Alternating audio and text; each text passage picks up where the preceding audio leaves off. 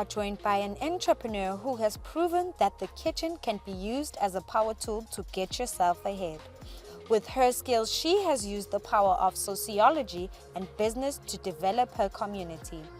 With her expertise and travels abroad, she shares how she helps queens appreciate their crown and aspire to make a change. Help me welcome Wezizwe Ginindza. Today on the show, we are joined by someone who's put her heart into a product and, of course, a brand. I am talking about none other than the founder of My Coils. Wezizwe joins us to talk about her own personal journey, in creating this brand. Wezizwe, welcome to Young Climber. Thank you so much. I'm very, happy to have you here because, you've taught people or ladies to appreciate their crowns. But let's take it a bit back. What can you say are your inspirations behind starting the brand My Coils, and of course things that have built you and made sure that you stay and stick to the specific brand? Sure. I can't start explaining My Coils without explaining the fact that I was always a DIY girl. Yeah. So I always tried to create things myself. It helped because I didn't have the finance at the time as a student to buy everything that I needed for my natural hair.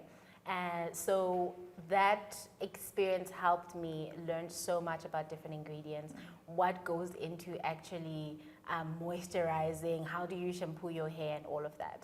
And so I got to understand about what ingredients are very important for growing our coily hair, our kinky hair, and some of the scalp issues that would have. I started My Coils during COVID. Yeah. And so COVID, if we know that we couldn't go to our salons and all of that, and YouTubers would share their hair care journeys, and there was rice water, there were so many things. So there's this influx of information, and I realized all of us were trying all these things at home. For some people it would work, for some people it didn't. And most people really wanted something that was very simple, organic, because we're really trying to make these things from scratch. Yeah. So I would say from that, I was just like, okay, let me actually start experimenting. And at the time I was studying, so I'd take my study breaks and then I went onto the internet. I started learning about formulation and all of that, so I'm self-taught. And then I decided when I finished my studies that I was going to then start My Coils, and I started formulating in the kitchen. And now we have a product in a bottle. And you speak about, starting this while you were studying, learning the process. But you started this business after completing your master's degree. And someone can say that's a bit ambitious. Can you talk about some of the key lessons that you learned, launching My Coils? Because I can say it was after going through a rough time. Like any other graduate, the plan was definitely to finish my studies, get the job, either in corporate. I also wanted to work with an NGO, which I eventually did. So at the time, I also had known that, okay, this is something that I want to do. But I'm someone that can't sit down and just wait for the job. So I decided, when I have this thing, I have my book that has my formulas, I have this money saved up, okay, let me go and start the business. So it was a very brave, now when I look back, and a scary move, but I was very excited because for the first time I get to own something, and I get to do something that I'm very passionate about, which was always hair. I liked figuring it out, styling it, whatever it is, when it just comes to hair, and having been a relaxed hair girl to natural, I really wanted to, I believed that it was time to actually start it. Okay. Yeah. And just talking about something here that is very, very vital when, starting a business, of course, the money. The money makes the world go around. And I mean, funding a startup can be hell, basically. And can you talk about how you managed to fund your startup and the role that angel investors played in making it what it is today? That's a tough one because, as you're saying, it's very getting funding as an entrepreneur that hardly has skills in writing a business plan. Yeah. So just to go back to the previous question, I actually have a master's in sociology. Yeah. So it's a social science. Of course. I didn't really write any business plans. I don't know nothing about business. All I have is passion and this gift that God gave me. Yeah. You know. So when it came to funding My Coils, it was bootstrapped. So I started saving while I was studying, and I had money saved. I didn't really put it aside saying I'm planning to save up for My Coils, for a company per se, but I had money saved. I was putting that aside knowing that once I'm done, I'd really want to have some money, you know. So that's what I used to start My Coils, and then when it came to angel investors, that was really my support system. I had mentors, I had family, and what I did is I went online and I started learning on how to write a business plan. So I used whatever template I got, I put it down, this is what I want to do. I sent it to them because they weren't going to open their wallets and just like give me, like, do you have a plan? Yeah. So I gave them the business plans, and they were actually very willing to say, all right, you don't have to pay us back, but this is what I am putting into My Coils for you to be able to start. So that, together with what I had saved, was enough for me to at least launch 2 of the first few products that I had. And you know, starting is one thing, because you do have the cash injection in the beginning. Yes. But now we'll move on to the challenges of keeping the business afloat, which is you're on social media, you know, your business is flourishing on social media, but you won't post your fails. We're always talking about success here, but we want to know the challenges where you say My Coils really needed a cash injection at this point. How have you managed to stay afloat in terms of your funding and your money? So it's interesting how you're saying that, like I'm flourishing and everything, but I would say I'm at the point, because My Coils is 3 years old now. Yeah. I'm at a point where I am actually now looking at funding, like huge capital. But believe it or not, what has been sustaining My Coils is literally that cash injection from 3 years ago. So what I had to make a plan on how I'm going to make money to create the capital that I needed for the next product. And so I needed to have my financial story in place. So the first few products got enough capital for the next few products, and that's how we've been rolling. But it's been a very challenging journey because of the fact that I didn't really have a business language. And what I mean by that is the business plan, as I was speaking about, putting those things together to be able to go into the bank. I know that that's also a risk for entrepreneurs, because you're not really quite sure if your product is going to make it. So you don't want to end up in debt. I struggled with things like marketing. I had to learn that from scratch. And this was hours and hours of just sitting down and engaging with people as well, my mentors, engaging with people in my industry or in other industries, that how exactly are you making it? In a nutshell, I actually tried to use what I have to get to a point where I have enough products, and I'm sure that the market is there, and actually people are buying into the story, are happy with the product. Only then can I then know that, all right, this is how I then plan for my funding, because I know that I'm actually making daily sales, I'm making the weekly sales. So from 3 years ago, it's literally been that money. And you know, before we go into an ad break, I love it when businesses give back to the community or are very inclusive of the community in their brands and their products. You know, My Coils emphasizes community development. Can you tell us how this has had an impact on your brand? So when it came to community development, I really think it's my background as a sociologist, and knowing the kind of issues that we face, not only as a continent or as a country, but even at the grassroots level. When I was doing my research, I noticed the level of unemployment and how people would get just any job, you know, just so that they can keep get bread, you know, and have bread at the end of the day.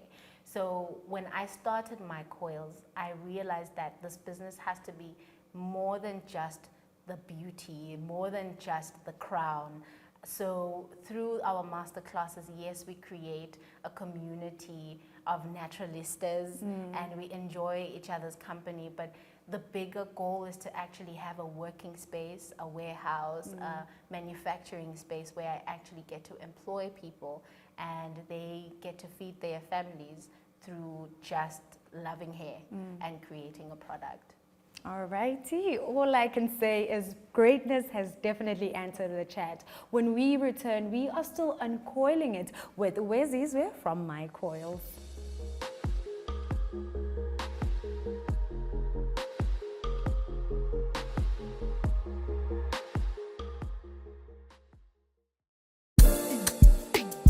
This weekend is Eswatini, your official weekend party starter.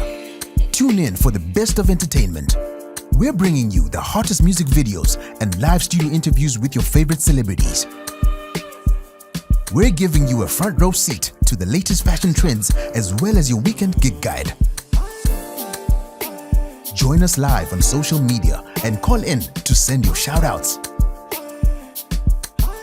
Be sure to catch our movie segment where we review and give updates on all latest movies. Catch This Weekend Eswatini every Friday at 5:30 p.m. live on Eswatini TV.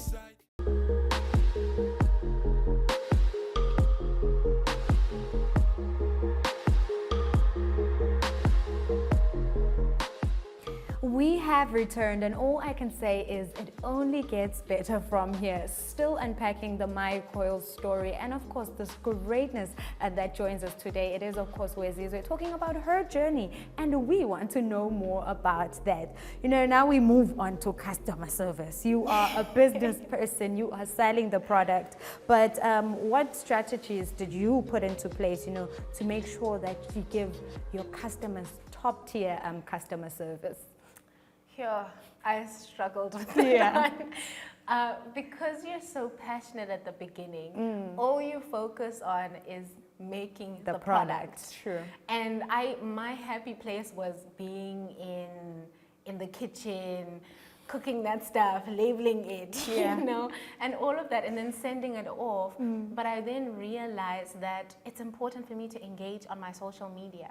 And as a startup business, I didn't have the thousands to actually get an agency to do that from the get-go. So what I then put in place, I wouldn't say it's a strategy, but what I really noticed along the way is listening to my customers. Even if it's one comment. If they say, Wezzy, I think that the oil could improve like this. I don't like the smell that stays after use. Maybe this is not thick enough, or, you know, consistency. So I really started paying attention to what my clients are saying. So My Coils is a B2C and a B2B. So that means I distribute the products in salons. So I get feedback from the salon staff when they use the products on the clients. So I take that very seriously. I try from time to time to have catch-up sessions with them. We speak about how are they engaging with the product. You can see which one they like the most, so you see where your bestseller is. And then also, I then sell directly to the client. You see which product they buy the most. Then you see, okay, I need to improve on this one, or maybe they don't like it. And so that's okay. Not everyone is going to like what you put out there, but you can't also take it personal, because the product is not for me. It came from me. It was about me at the beginning and my journey, but it really is for them. So I've taken those comments very seriously, and I've worked on improving my formulation. I've worked on, and still am, and worked on improving the smell, the scent, and this. So that would probably be the strategy that I have, listening to what my customers want and trying by all means to give them that. Alrighty, and we'll just talk about how you wore a couple of hats. You know, you've been in places that people would wish to set foot in. You transitioned from running a business to being a part of the YALI program. Can we talk about that? How you became a part of it, and what are some of the key lessons that you learned, you know, being a part of that program that helped even, you know, make your business better? YALI changed my life. YALI changed my life. Besides the fact that it was so exciting to get out and travel abroad, it really changed my life. I was working at that time as a programs coordinator and also running My Coils. So because of the community work that I was doing and entrepreneurship, I was actually motivated by a friend to actually say, you know what, I think you're really great and you would fit in such a program. So I took a chance. I was very scared. Because I felt like, listen, My Coils is only 2 years old. How exactly will I say or justify the fact that I'm a leader in business? Because that was the leadership track I went for. So I didn't really feel much of a leader in the space because I felt more as an infant in the space. But I took the chance. I went through the application process. I had support while doing that. And I literally had to then just pray that it all goes well. And lo and behold, they got back to me after a couple of months. I think I had applied 2022, September, and I got the response around March. In the following year. The following year. So that was a long wait. That was a long wait. Then after I got the interview, then I got through all the stages. It's interview, then I just don't remember the stages right now. But after the interview, then I got accepted into the program, and I didn't really know what to expect.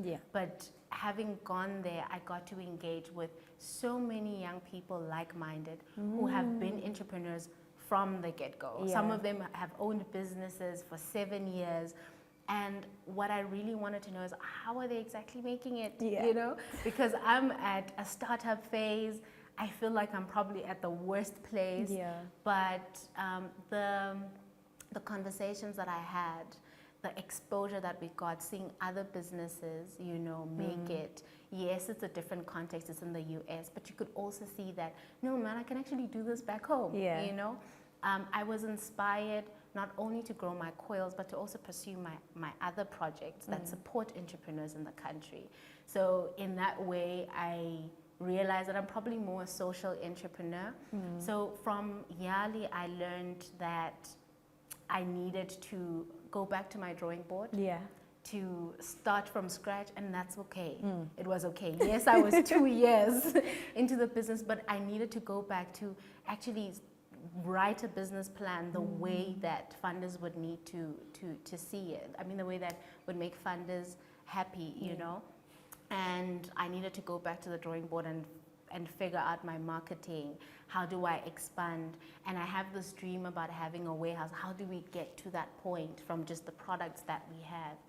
And also, there are other projects that I'd like to do that support entrepreneurs in the country. So there was so many things that I actually learned from YALI. No, speaking of learning, you got the knowledge, you traveled abroad, but now you come back home and you have so much of this information. What we'd like to know is, how are you planning, you know, imparting some of the information to the youth that needed, you know, exposing some of the things that you learned during your time as a part of this program. And of course, you know, creating employment for the youth, because we want to see the young people working. So from YALI, I got to network a lot. I have people now I would have never even dreamed of as part of my network. And from that, I know that I'll be able to grow My Coils to a point where we actually are creating employment. And it really takes collaboration. I think that was the biggest lesson that I learned. As entrepreneurs, we want to do things by ourselves. And most of the time we run a one-man show, and that's tiresome. It's okay at the beginning, you know, because you're the one that has the vision, but bringing people on board is so important, and collaborating with other business or other individuals is as important to push you forward. So I know that I won't be able to get My Coils to the next stage without those collaborations. And going back to how I then give back, besides employment in My Coil space, but I also realized that using tech and using artificial intelligence in our businesses is very important, and I'd like us to start having that language and start having those conversations with young people, that even if you're a farmer, even if you are any business, you know, there's a level of there are things that you need to consider, like tech and AI, or the conversations that you need to have with, or learn how to collaborate with people. So I'd really like to create a space in this project that I'm working on, to create a space where entrepreneurs in the country, whether they are startups or just have ideas, are able to get access to mentors. Because I realized that in my journey, that was one of my struggles. I didn't have someone to look at, to mentor me, and to help me with the direction in which I was going. So having mentors, how do we access the funding? How do we include technology into our businesses to make them successful, to make them international, you know? So yeah, I'd say that those are my key lessons. And all I can say is, or I've seen, is rather the tool that social media was for you, you know, in marketing your business and, you know, making it the success that it is. Before you give us the advice that you have for the young people looking at, you know, creating a business and, of course, being grounded in developing their communities, what helped you in some of your marketing skills, or things that you learned along the way, and how you use social media as a tool to push your business even further? Social media was all I had. That was all I had. And the first thing that I knew to do was to start an Instagram page. Before Facebook and anything, was start an Instagram page. And I launched the business online. I had no physical interactions with people. It was during COVID 2021, and social media was all I had. So I started teaching myself how to take pictures and to do the videos that are needed, bringing people into the kitchen, because that's where it started, how I make the products, the process, and that's literally how I grew the following and how I grew support from all the people that buy my coils today. So I really would recommend social media, because also I didn't have that much money to just like go. So at first I started getting quotations from agencies. Okay, I'd want to have a website. How much is it to get someone who will then post your content weekly, daily, all of those things, because you need to be very consistent. And when I looked at the figures, I was like, there is no way. That's like almost the amount of my capital. So I decided, listen, let's do this. So I started learning how to use different apps for posters and editing. Editing. I had so many different apps, but it worked. And till today, I still believe that social media is the way. And I've now had to expand. So it's not just Instagram. Now there's Facebook, and now there's TikTok. Now there's WhatsApp business, you know? Exactly. So I really think that sometimes we can think big and want to go outside, which is good. We can get to the website, but start with what you have. All right. Thank you so much once again, Wezizwe, for joining us and, of course, sharing your story. Thank you. Thank you for having me. You heard it. Sometimes all you need is a kitchen, and, you know, taking that risk is definitely important into creating what you think could be a small change in the world. You know, you could be a community developer. You could change people's lives with the ideas that you guys carry. So once again, if you want to be a young climber, take that risk. And from us and the team, it is good night and see you next time.